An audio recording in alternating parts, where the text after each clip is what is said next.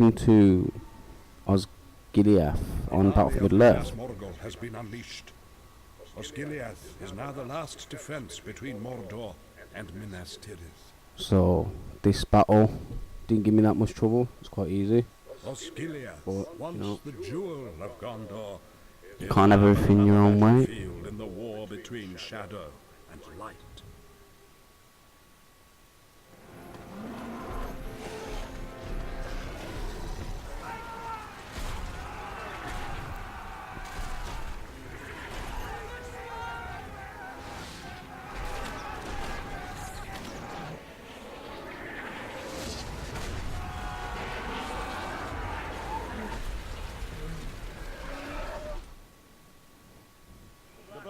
So 3 bridges to defend. Only 1 base to recruit from. Yeah, give me a bit of trouble this did it. There are trolls and that. Keep coming. Keep coming with trolls, keep coming with archers. Mainly just the trolls that were giving me trouble, to be fair. As you can see. It was annoying me quite a lot. But we got through it in the end.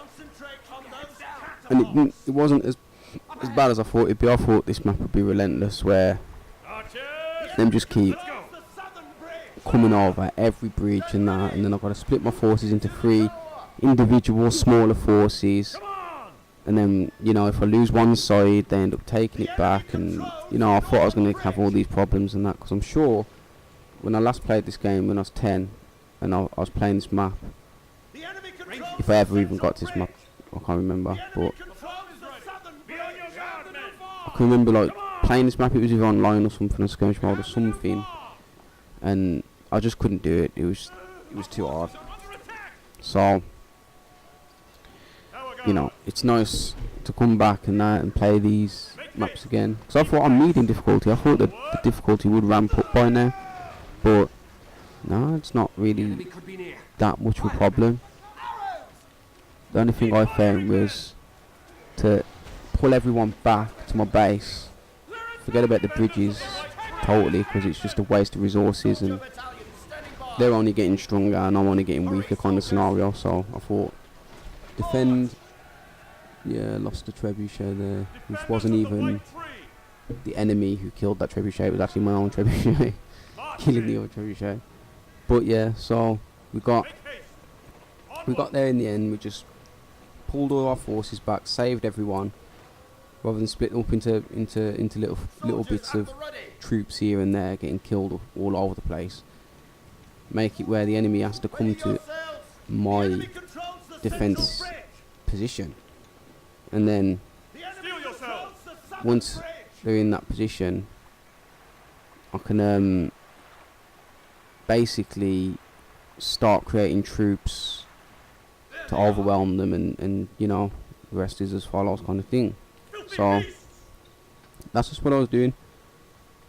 The trebuchets, I have to admit, I left them behind quite a lot, because they're only really good in defensive things like this here. Like they did pretty good here, but as you can see, like if you have them targeting close to your men, they're just going to end up slaughtering your own men, and you know, it's not good. It don't end up well. So I end up leaving the trebuchets behind and just not even using them to attack the bases, because the bases don't have any walls. So I thought, bases don't have no walls, there's no point in me taking them there. So yeah, kind of the way it went. Yep. Watch for the enemy. Controls the southern rear. Close in on them. This map is going to be a 2-part, because it's not short enough to make it into 1 part. So I'll split it in. I'll split it into 2-part series, so you can see the outcome of, like, you know, all the preparation in this first part, basically in the next part. It also gives me an opportunity to focus on things that, you know, are happening as they come, kind of thing. You know what I mean? without rambling completely, because I don't really want this to be like just a rambling session, you know what I mean? I don't just want to ramble people's ears. I want to actually talk about the gameplay and about the strategies that I'm using, about things like that, so that people can, you know, like Rockin Robbo can give me some feedback and that, and really on that front, to be fair. So, you know, big thanks to Rockin Robbo as well, supporting the channel, you know, from the start of these videos, from the start when I found him on his Battle of Middle-earth video, playing Rise of Shadow modded campaign. That's where I first found him, and he's supported me ever since, so big shout out to him. I'll include a link to that video as well in the you know, in the comments section, so people can check out his video as they come here, you know what I mean? So yeah, catapults. One thing, the trolls weren't so bad because I have hell of a lot of archers. My army is pretty much mainly archers, because archers just the Athelian Rangers accompanied with normal archers just kick ass, and when you get the fire arrows they can't really do nothing. But trolls are pretty susceptible to archer fire anyway, especially if they're not upgraded. If they're not an upgraded unit, then it's even more so. But catapults, on the other hand, you have to have fire arrows, because if you don't have fire arrows, then the catapults will just destroy you, man. They're good anti-archer kind of thing. They're good, well, not anti-archer. Well, yeah, actually, I'd say yeah. If your archers ain't upgraded, they can do a lot of damage, and they can wipe out your men quickly, especially your infantry. So it's mainly cavalry versus the catapults. That's what I've found.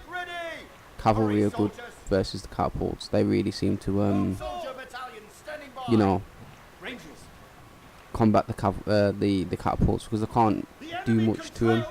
Whereas the trolls are strong versus the the cavalry.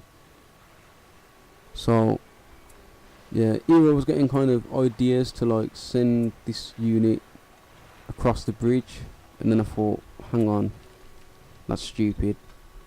I've got a base for it here, I could just defend it, and you know what I mean, won't have to worry too much about having to defend my other position.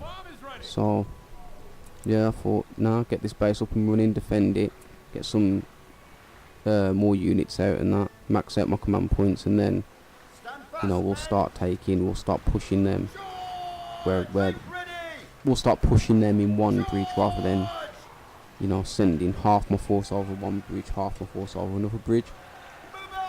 So yeah, worked out in favour of me, because it ended up with a good force of strong units, and that, you know, was able to survive the onslaught before it got too bad. So yeah, one thing apart from trolls, apart from them, is the bases. I should have took the trebuchets. I wish I would have took the trebuchets to the bases, because the one thing that always happens is towers always seem to, like as you saw there against their units, that's what their towers were doing to my units when I got over to their base, just shooting shit out of them and that. So one thing that I regret is that I didn't take my trebuchets with me, just left them there, didn't really use them. It's kind of my fault, because I didn't want to take them with me and then use them and then them kill off my men more than actually killing the bases or whatever. What you know, but I could have used it. I could have done it. Just decided not to in the end. So them trebuchets are kind of waste of command points. I could have just got some more archer units in instead of that, instead of just using them for that. So, you know, it's a bit of a problem, but in the next one you'll see that they do start to pick it up a bit, and they do start to, you know, get there. So I'll see you in the next episode anyway, guys. Ciao. Guys, don't forget to like and subscribe my content. You can find me over at Discord for a chat and play some games. All that'll be in the description below, and as always, I'll see you in the next video.